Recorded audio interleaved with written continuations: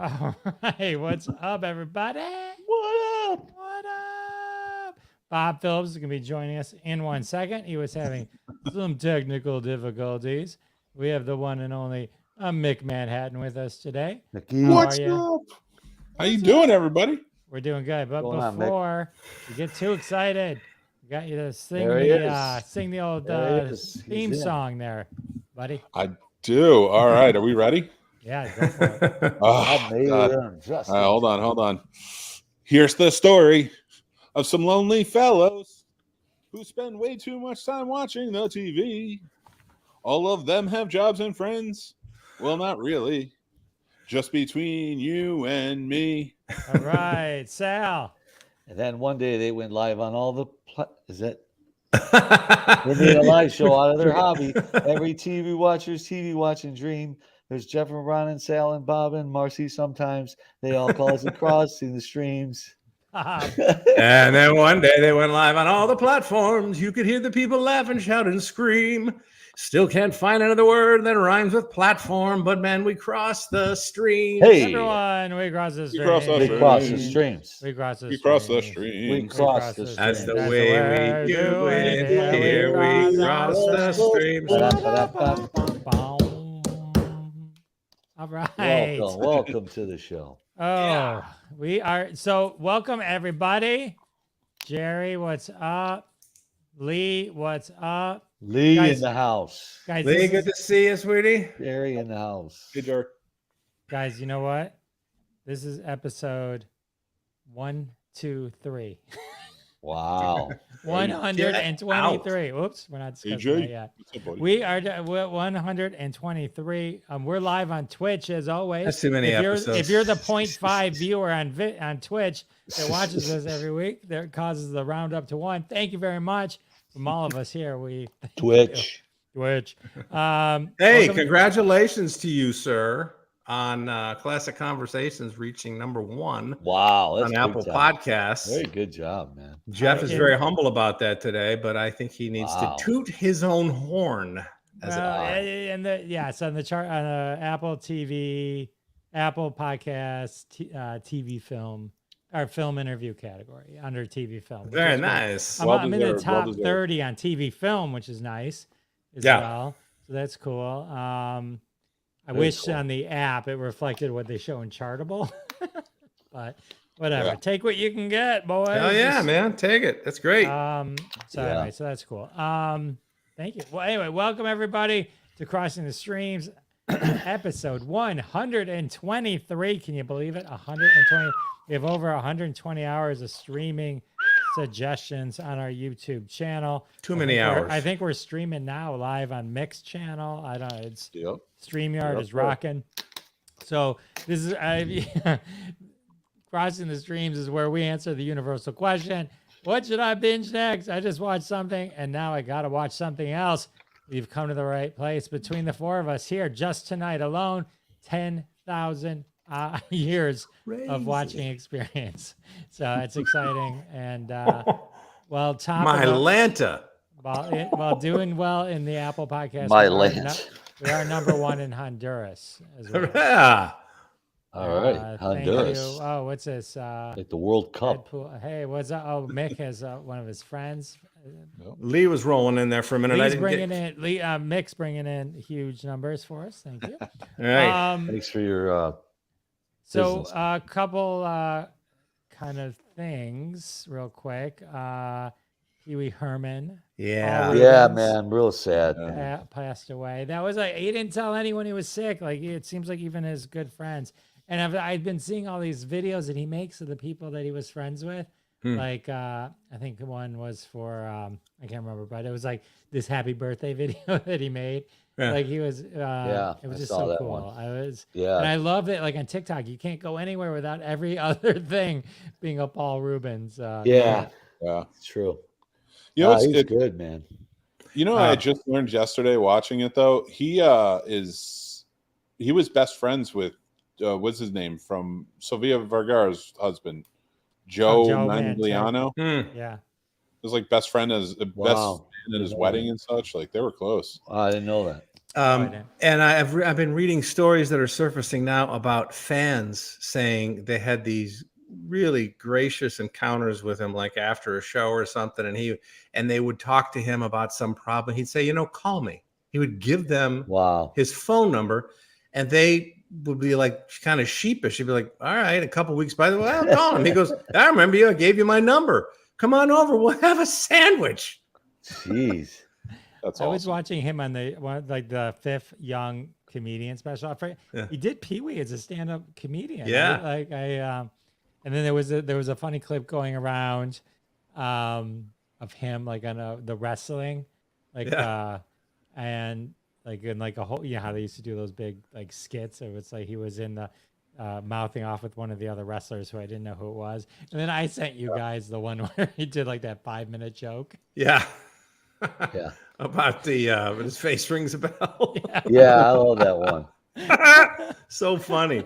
Just ridiculous. And Letterman's off in the corner just crying. It's so funny. I have to go watch Pee-wee's Big Adventure again. And I mean, I guess people to this day still ask about the basement in the Alamo. Pretty amazing. It is pretty amazing. Great career, man. Great career. So Jeez, cool. gone too soon, man. All right, so a couple cleanup items too. Mick, talk to me about real quick. I know we talked about Secret Invasion last week, but I think we share similar thoughts on this show. So let me know the Mick Manhattan Secret Invasion. Well, I don't know. Like, based on as a show, the acting was great. I thought the actors that were in it did great with the material they were given. Unfortunately, they were given that material.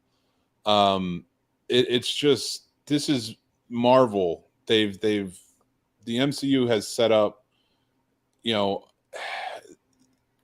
this phase 4 and this phase 5, it just boggles my mind, because it's like you set this bar for us, and I'm not saying you have to blow it out of the water every time with every movie and every show, but at least aim for it.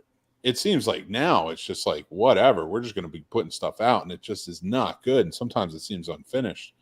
This show, 6 episodes, you told a story that was dull. Nothing really to it. It doesn't really tie anything in. You don't really need to say anything about it. All it really does is tie up the Skrull storyline from Captain Marvel, which we didn't really care about anyway. So overall, like I'm watching this over 6, and I'm super excited for it because it has all actors I love in it. Samuel L. Jackson playing Nick Fury. I love this character, and he's back. And they don't really give us anything. They don't add anything to it. They have source material. The comic series that they base this off of was fantastic and so well done, and done on such an epic level for readers that it retconned things for years and years to come that go back to the 60s. You could have used this to really propel yourselves in this television series to tell stories and do things and retcon things for your favor. First of all, get rid of actors, change things around however you wanted to do it. And you just missed the ball completely. It's almost like nobody was at the helm here doing anything other than just filming it. And it was stupid. I have to give this one a stupid on all levels. Yeah. Not going to watch it. Deadpool. I thought the show would give us more shocking Skrull reveals, but nothing. Right. The big reveal was, by the way, Rhodey was a Skrull. Sorry to ruin it for anyone, but it literally means nothing. Yeah. Nothing. They let you know early on, and then now they're saying he was a Skrull in Civil War. Okay, but he didn't do anything that would have mattered if he was a Skrull or a human. He only started acting like a douchebag in episode 2 and 3 of Secret Invasion. I mean, and then they resolved that by the end of the episode. By the end of the show, and at the very end least, of the show, what you're telling us is he wasn't actually there and fought alongside his best friend and watched him die, and he missed his funeral. So, just like a setting Skrull. up a sad storyline of grieving. Thanks, MCU. That's Again. exactly what I want. Right. I gotta tell you, the end with the Super Skrulls, I thought was the dumbest thing ever. Okay, I'm sorry to ruin this for anyone, but I feel like by warning you, I'm not ruining the. So they get this for some reason. They thought it was a good idea to collect the DNA of all the superheroes in the world and put it in a single vial. I don't. Okay, whatever. And so the evil scrolls wanted this, and somehow I guess at the end they give it to them, and so they do this thing where I don't remember. It's from Iron Man 3 where they kind of what was that called again, Mick? You know, The premise. They heat up. It heals yourself. yeah. So they sync their DNA. Every superhero's DNA gets synced into the two evil scrolls, and then they have a battle. But like only their arm changes.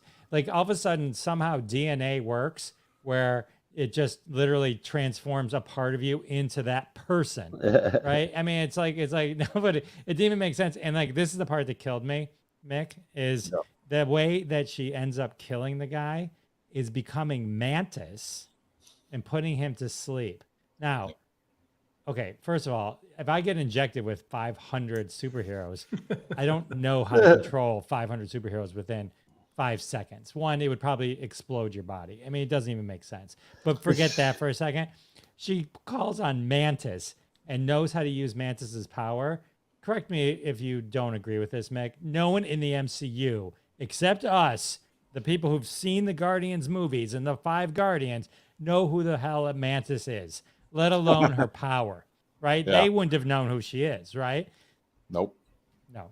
And so for her to like randomly call upon this character and use her little sleep trick, it was just insane. It was just like, okay, now you're not even trying. Now you are literally not even trying. Yeah. No, I agree with you wholeheartedly. Like it does. It like to me, when she got big, I'm like she got Drax's arm and she started fighting him. Then she started fighting with like Captain Marvel's powers. I'm like, this is a time where you could really, first of all, it's stupid. Like, I don't even like, there's one Skrull in the comic books that has all 4 Fantastic Four powers. And that's sort of what they were basing this off of.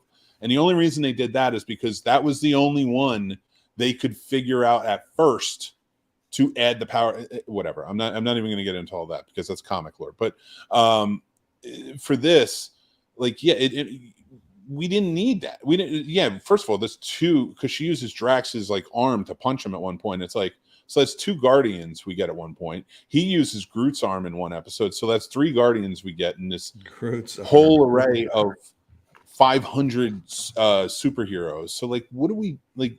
There's no other superheroes we could use. You're not going to utilize She-Hulk, one of the TV shows that was big last year, or any of the other ones that you want to probably promote at this particular moment in time, or stuff like that.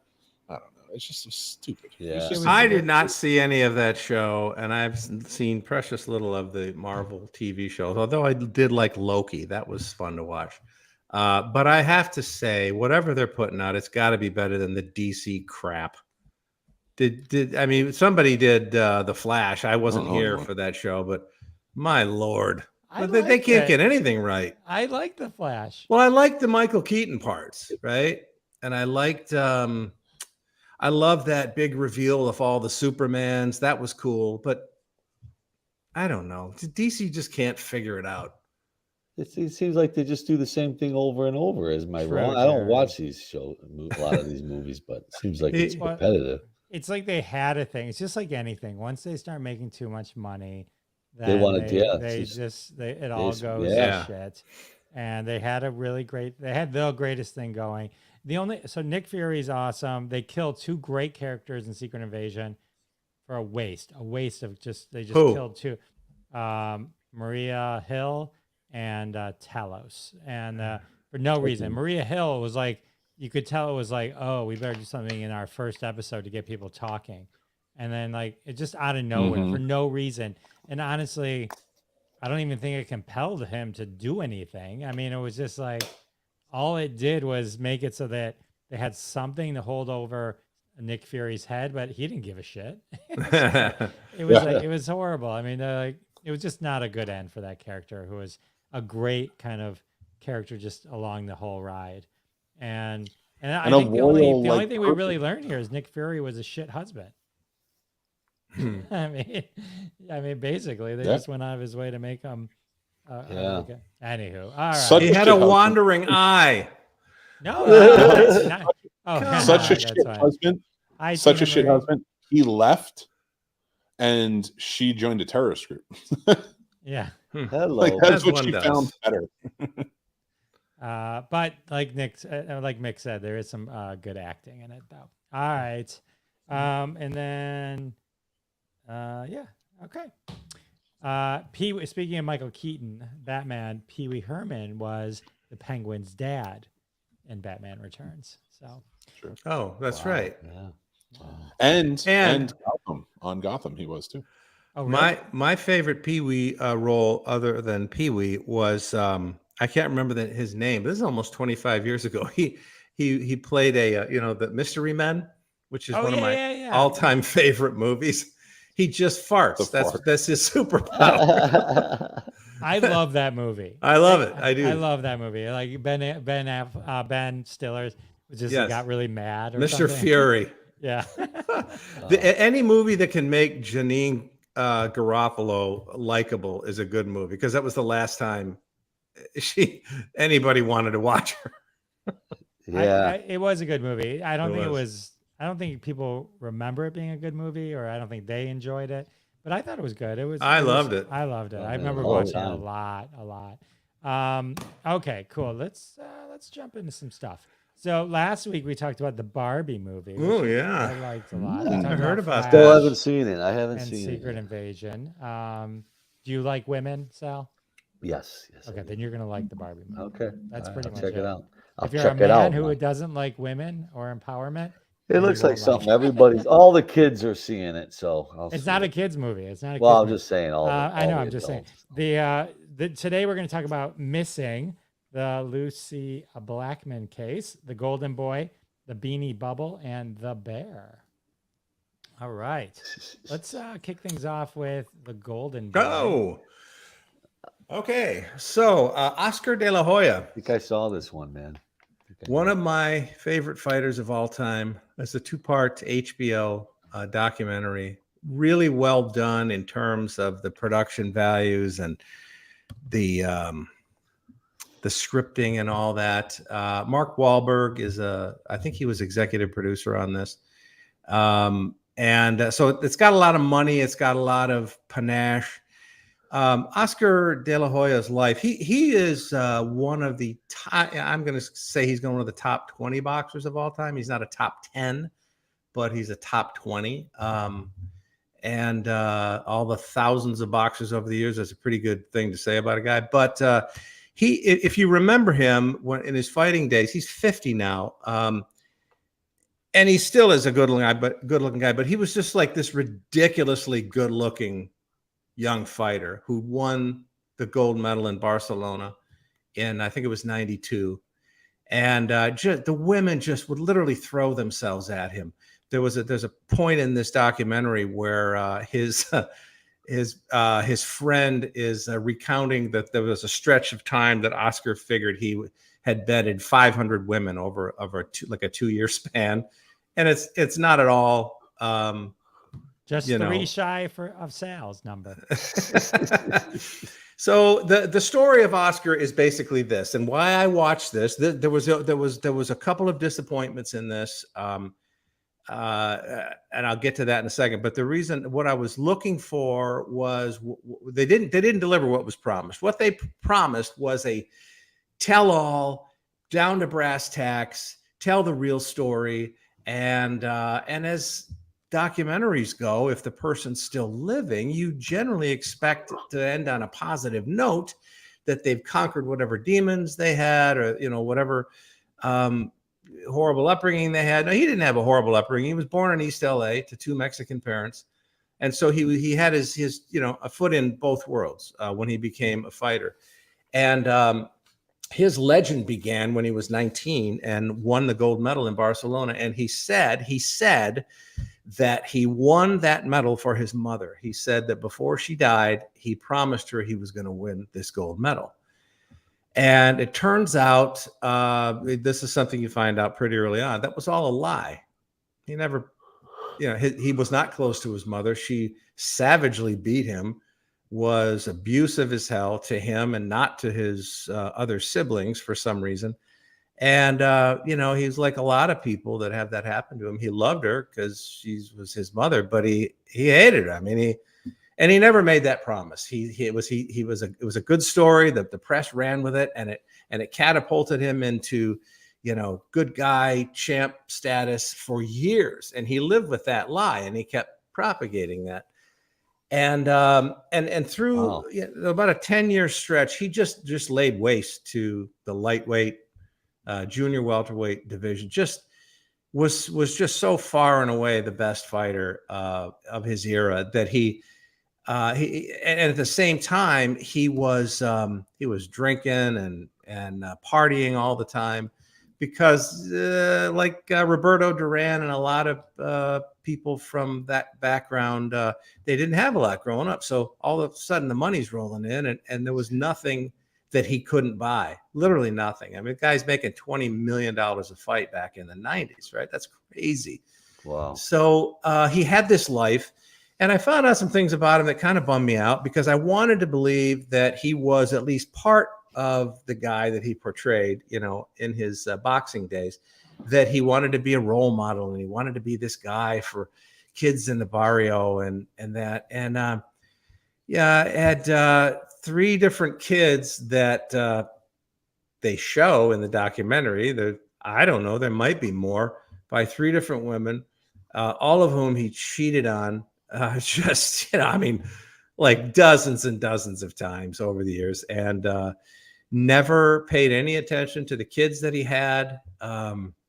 Sent them money, put them through school, did the right thing that way, but never got involved in their lives. And I didn't know that about him, because people didn't let that out about him. I mean, you don't expect his agent to talk about that kind of stuff, but it just went under the radar. And while he was just cooking the divisions that he boxed in and everybody else that they put in front of him, he had this secret, and he said he was going to divulge the truth about this during this documentary. Well, I guess this is 2008, maybe 2008, so 15 years ago.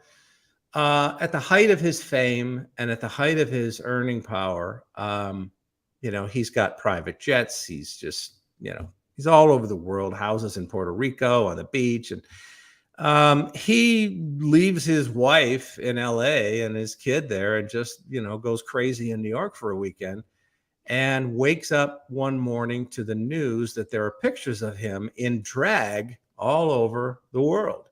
Now, it's not like it was today, right? I mean, was Twitter even around in 2000? I think it was around, wasn't it? But it didn't have, but it wasn't, it just, things didn't circle the globe as fast as they do now. Now it's a microsecond, Exactly. right? But within a day, everybody knew, and everybody saw these pictures of Oscar De La Hoya, this lethal champion who had taken out so many people in his career, in fishnet stockings and wigs and high heels, all different kinds of poses and different get-ups. And with him is this, I forget where she's from in South America, but she was wound up working in Russia, and she was this woman that he would retreat to in New York when he got sick of being with his wife. Well, Oscar De La Hoya, the thing, imagine that happening today. It might not even be a shock today, but it was dumbfounding. Like, what? How did this? What's going on with this guy? Well, he hired a guy. He hired some forensic photo experts that through the magic of money determined that these were photoshopped. Wow. And they weren't real. And he got away with that for a while. People went, oh, okay, well, I guess, yeah, that happens. And then this guy's on TV showing the pixelation around certain areas of the photographs and all this nonsense. Well, they were real. And it didn't happen once. It happened many times. And while he was with this woman and her friends. And, I was like, whatever, dude likes dressing up. This was the thing that he was touting, in the promotion of this documentary that he was going to finally get to the truth of. And he didn't. He stopped short again. He said that it was just, he doesn't remember any of it. He just remembers being in a hotel room with 3 women and got blackout wasted and woke up the next morning and all these pictures were over the internet. So he didn't quite go all the way with the confession. And I mean, he doesn't have to for me or anybody else's gratification, but that element of it is kind of shot through the whole documentary. They want to show him as being this contrite former drug using alcoholic, wife, cheating on his wife. He didn't. There were many accusations of sexual assault against him that I didn't know about, that they kept hidden.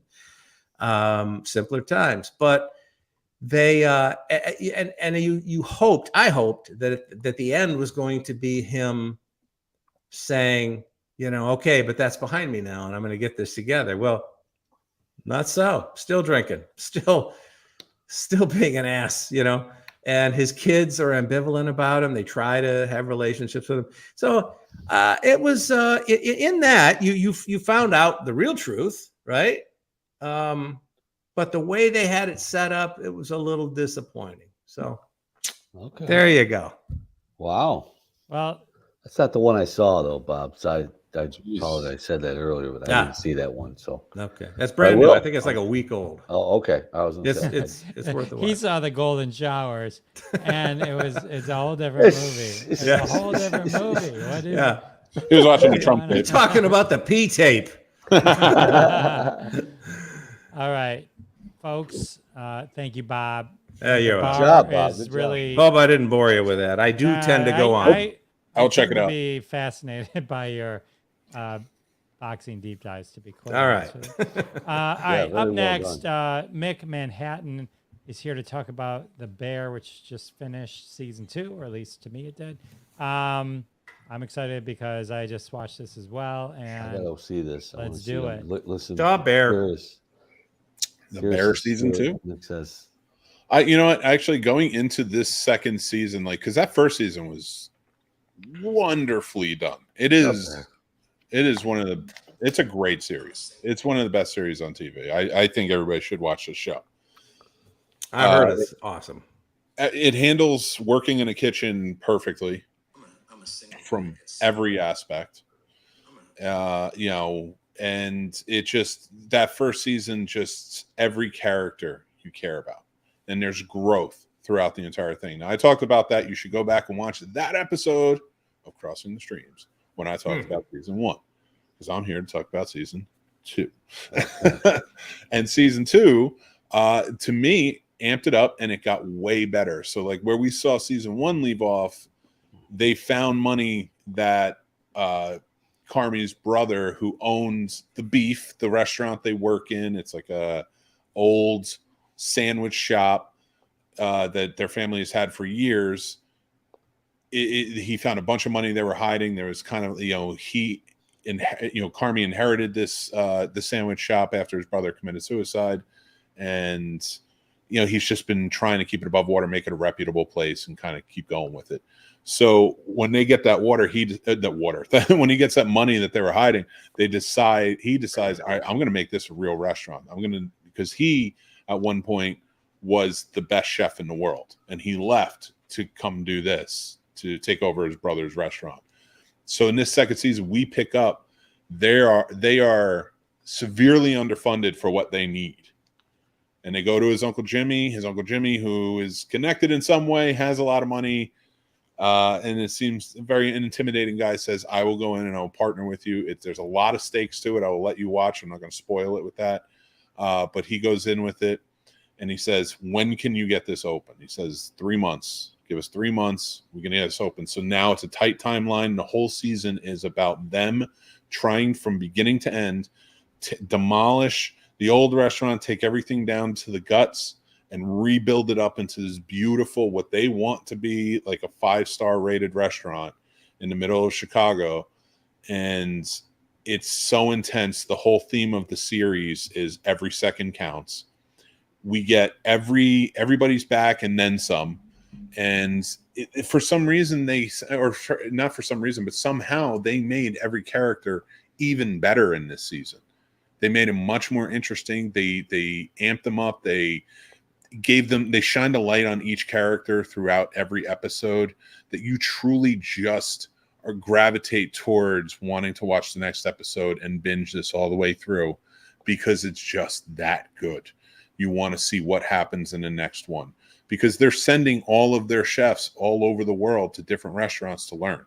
So like their pastry chefs going to Amsterdam, we have a lot of we have so many amazing high A-list star cameos in this movie, in this TV show throughout this whole series, and I don't want to give any away, because like if you're watching it, it's a lot of fun to see, but like you will see some really awesome recognizable faces. Are they playing themselves in the restaurant? Like no, they're playing pivotal characters as you're going through. Okay. And it's not even like a slash, like, oh, okay, they're bringing somebody in to kind of like these characters that these people are playing. They're stepping in, they're acting their asses off because these characters mean something. They should be there. And everybody who is in the show, I went back and I looked it up. It was like they're friends with Jeremy Allen White and other creators of the show, but they were asking to be on the show. Like the woman who plays the mother is a very famous actress. Again, I don't want to give it away, because by the time you get to that episode and you see her, it's nice. It's really nice to see that she's there, and she does such an amazing job. I was like, oh, it's great that they reached out to her. But the entirety of that episode is their family at Christmas, and it's a flashback episode, and everyone is a celebrity from Chicago. And I thought that was really cool that they did that. And because the whole thing is a Chicago-based show, and it's very intensely about that, and Chicago is a character in this. So when they play this up and they get to those different characters, and you go and you're playing them off each other and how everything's going throughout the story, it really adds to it that these mega actors are there, because it adds to the gravitas of what we're going through in each episode. And it really works. So like when we see the mother, the actress who comes in and plays the mother, you're like, wow, okay, cool. And I went back and I'm like, oh, it's great that they went and got it. No, these people are asking to be on the show. That's how much they liked everything that was going on. And that's a testament to that. And as you go on and you watch throughout the rest of the season, like one of the characters from the first season, you may remember, is Richie. He was always sort of the antagonist. He's like the cousin of the main character. He's always kind of pressing buttons, pushing people. He has no real vision for himself, and he's just really a pest in most times. And he starts out that way, but what I love about it is at the end of the last season, he started questioning himself, like, what's my worth? What's my value? What am I looking for here? And by the end of this season, he's your favorite character, hands down. If not him, like he's a close second. Like, and that's how good and well written this show is. The Bear season 2 is some of the best TV out, and I think people should be sitting there and watching it. What's this on, Nick? What platform is it on? It's on FX. You can watch it on Hulu. All the episodes are on there now. And who or what is the Bear? Is the Bear the restaurant? Their last name is Berowitz or something like that. Oh, okay. I appreciate you making them Jewish, but it's Berzado. Berzado. I did it for you, Joe. So they're Italian? Yes, I believe so. And From Jewish to Italian. Yeah, no, they were never Jewish. Just that was I agree with Mick 1,000% on this, and I think I started to watch it originally because of Mick's first. I'm calling this kind of like Mick said. This is stop what you're doing and go start watching it tonight. Wow. Like, it's that good. It was one of those shows where I had to finish it, but was sad to finish it because I knew it would be over. Okay. And here's the thing. Here's the only warning I give you. The first episode is very, very intense, and it's very chaotic, extremely chaotic. I got to say that the people who make this show film chaos better than I've ever seen it captured on TV. However, it's extremely chaotic. Like my wife couldn't watch it the first time we turned it on. And I'm going back a year or so, but she was turned off by it because it was just too much anxiety for her to watch. And but then season 2 came out. Everyone's talking about it. We're like, let's just push through it. Let's go. And it turns out it's like it's part of the show. Working in a restaurant, people who work in a restaurant will say, or I've heard say, this is extremely realistic in what it's like.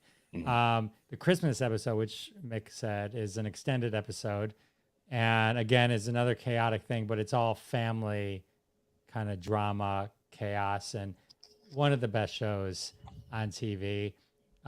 Richie, when you watch the show, if you don't end up saying to everybody yes, chef, heard chef, doing this, which I won't tell you what it means, but the Abby Elliott's in this. That's Chris Elliott's daughter. She's incredible. These are the main cast, not the surprise ones. That Jeremy Allen White was in. Oh my God, Shameless. what was it? Shameless. Thank you. So it's like this incredible cast. I mean, the acting in this is insane. The story arcs. Tell me if you agree with this or not, Meg. I think this is a less schmaltzy, more serious Ted Lasso. It's funny you mentioned that because I was talking to my wife about it and a friend of ours because I love Ted Lasso. Ted Lasso is a top 5 show for me. Love Ted Lasso myself too. Yeah, and so for me watching this, because when I watched this, she was like, "Wow, it's really funny that," because Ted Lasso had just ended when this came out, and Ted Lasso being a very positive show, she goes, "You're going like this seems like a very negative show." I was like, "No, this is very." I was like, "This is to me is a very positive show from a different perspective." I was like, this is a different, it's just shot a different way and it's told from a different perspective, different walk of life and the type of people that they're talking about. I was like, but the positivity and the way everybody comes together and works together and really rallies against each other.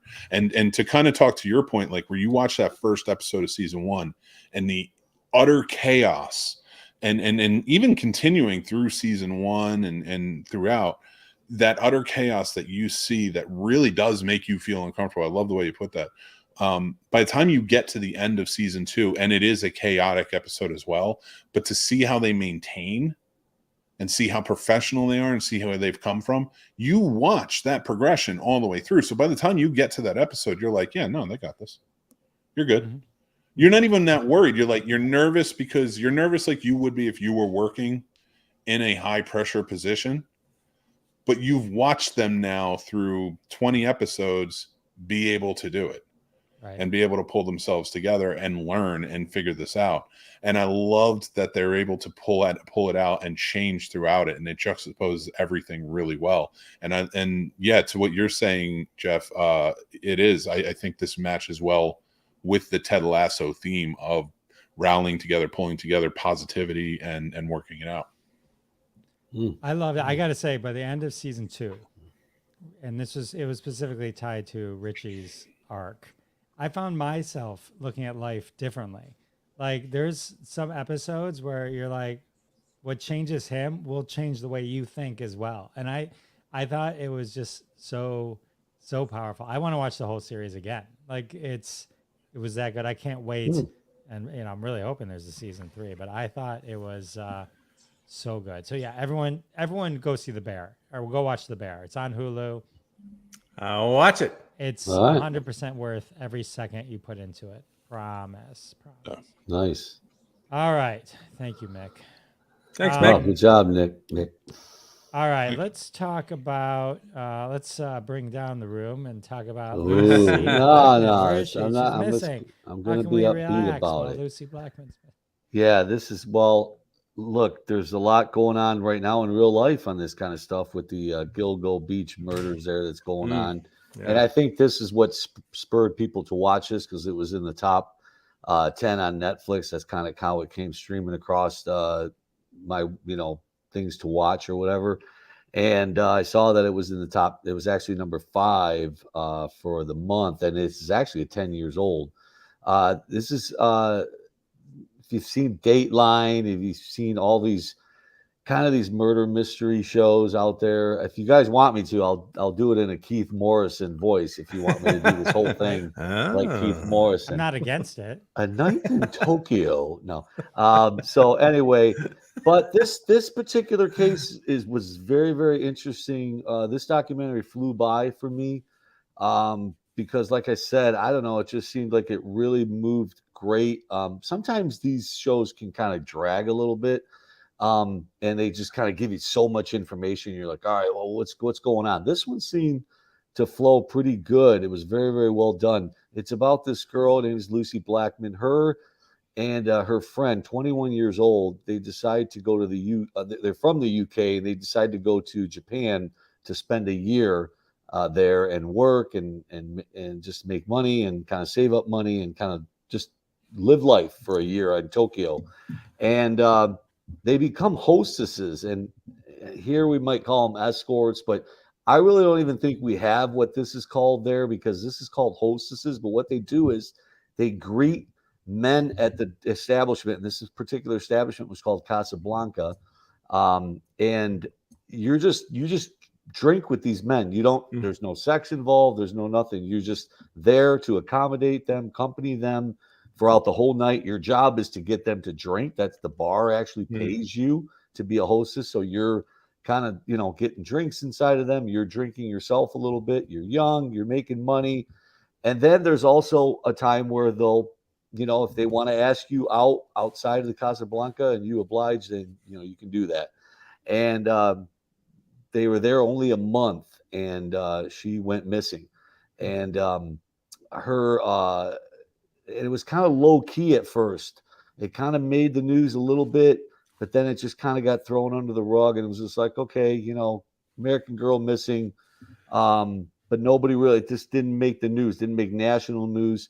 But the parents obviously are heavily involved, and obviously the documentary shows all the clips from this, from the father putting up. The parents flew to Japan, put up posters around town, kind of had some skirmishes with the local police about where they were kind of putting stuff up. So they were kind of getting involved in their own way, but they were just trying to find their daughter. And every few minutes they'll turn a calendar. It'll be like 34 days missing, 62 days missing. The dad put out a $30,000 reward out of his own money. He went and talked to Tony Blair to get Tony Blair, who was the prime minister at that time, to go talk to the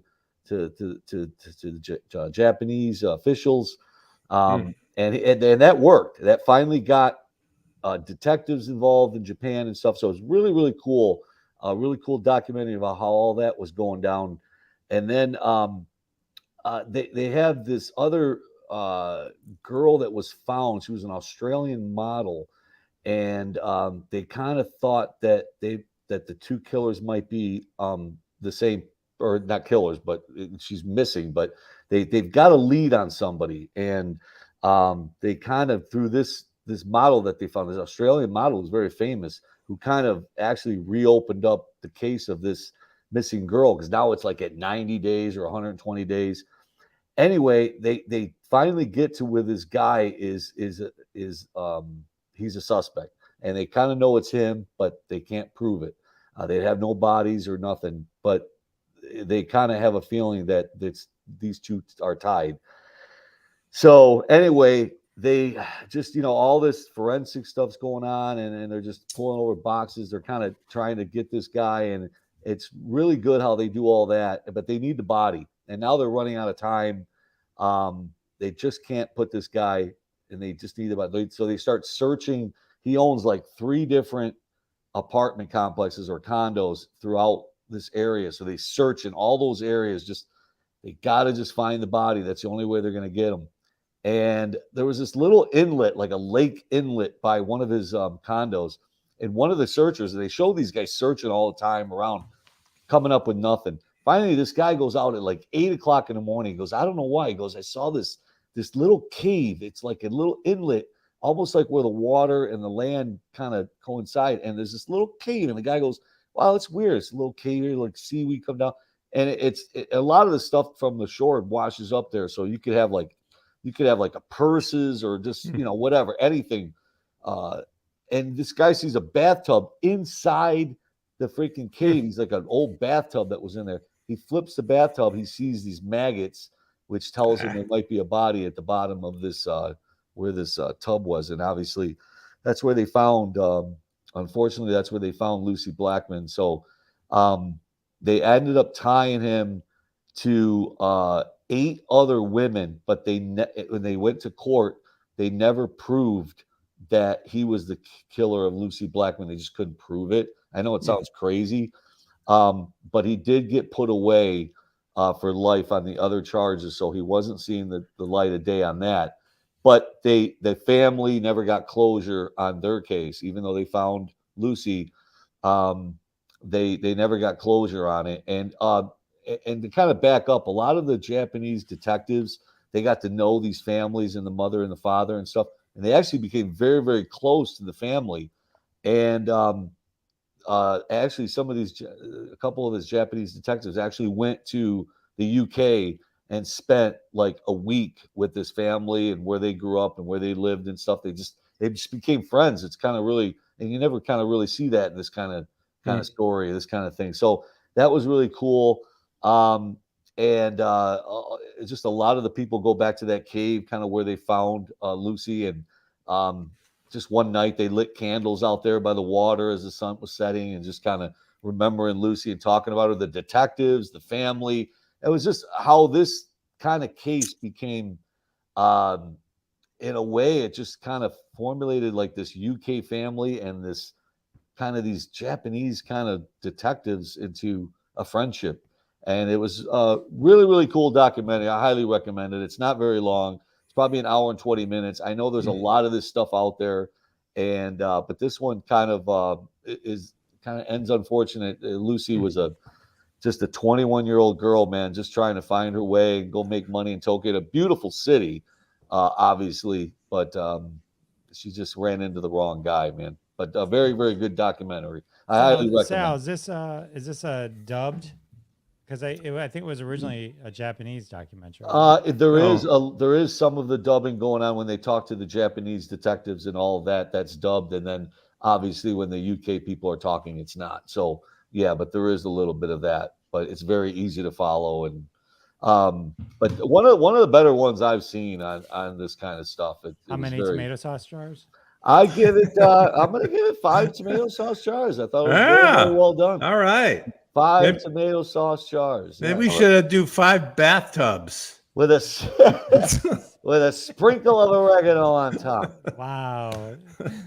That's my story. I'm sticking to it. Well, from one disaster to another, the Beanie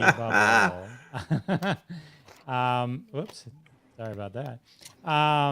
So it's coming back. It's coming back. So I watched the Beanie Bubble. It's an Apple TV movie. So the Beanie Bubble is about Beanie Babies. So you may remember some of these names if you were part of that craze. Patty the Platypus, Cubby the Bear, Squealer the Pig, Legs the Frog, Spot with No Spot, Chocolate the Moose, Flash the Dolphin. Did they have a Ned Beatty? So Beanie Babies were created by a company called Ty, and just like anything, it's like cryptocurrency, right? If you put a value to something, suddenly it becomes valuable. And at one point in time, these Beanie Babies, these little stuffed things of various shapes and sizes, or shapes and characters and animals, became, people were making fortunes on it.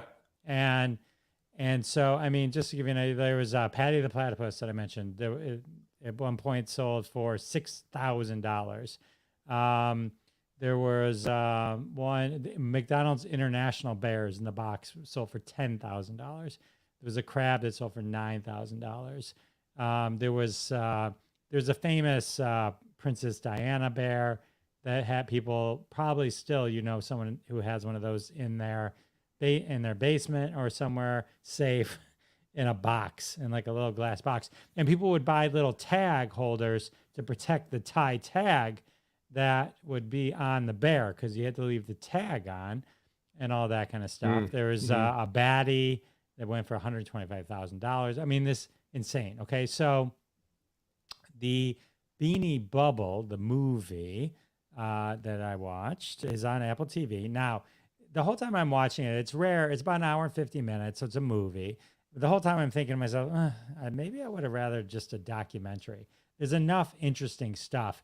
And at the very beginning, they go out of their way to say enough crazy stuff was true and we put it in the movie, but we also made up some stuff. And all of a sudden it's like, I want to see a movie, you know, with on the kind of the heels of Air and, you know, such a great, you know, corporate story. And I want the real story. This was a crazy thing that we all lived through. And I don't want something mostly made up. Rotten Tomatoes, not kind, 49% critic, 62% audience. It's one of those movies. I didn't hate myself for watching it, but I was like, oh, you can see why there's now a market for movies that just end up on a streaming channel. Okay, and that's not an indictment of all movies that just end up on a streaming channel.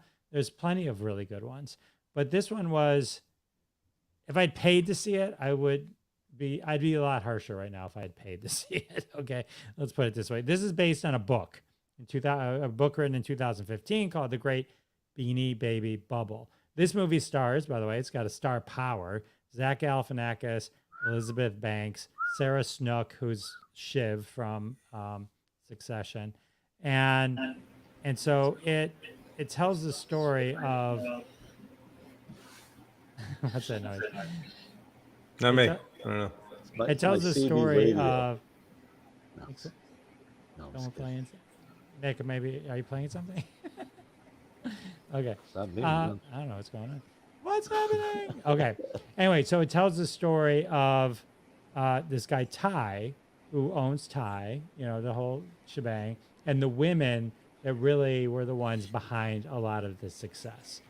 And, you know, flash forward, this guy Ty becomes the billionaire and shits on everybody, you know, and tax fraud later. He's still a billionaire today because he bought the Four Seasons Hotel, so he diversified. So he's still rich. Everyone turned out okay from this, but it's interesting. Some of the things I discerned that were interesting about it was when the Beanie Babies were coming up, they were like the first e-commerce website. So they had one of the younger women that worked there who later became one of the top renowned e-commerce consultants, kind of had an ear for and an eye for what was happening at the moment. So she built their website, which was one of the very first e-commerce websites. And that helped the Beanie Baby craze sort of start to really kind of grow. This was also, I mean, it's funny to hear it out loud now because everyone knows eBay, and eBay has been in our lives forever.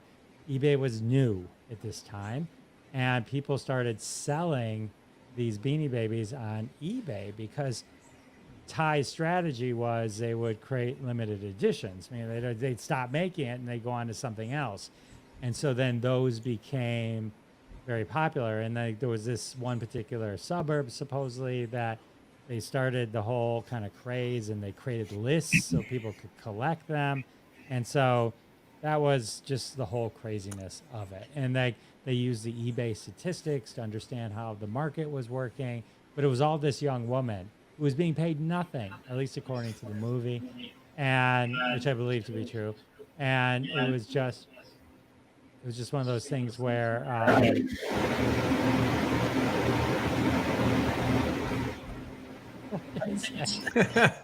That is. I have No idea. clue. It's not from me. I don't have anything on. I could. Sounds like a Zapruder film file recording. or something. when I mute Mick, it goes away. So I don't know what's happening. Didn't change anything. I don't know. It's weird.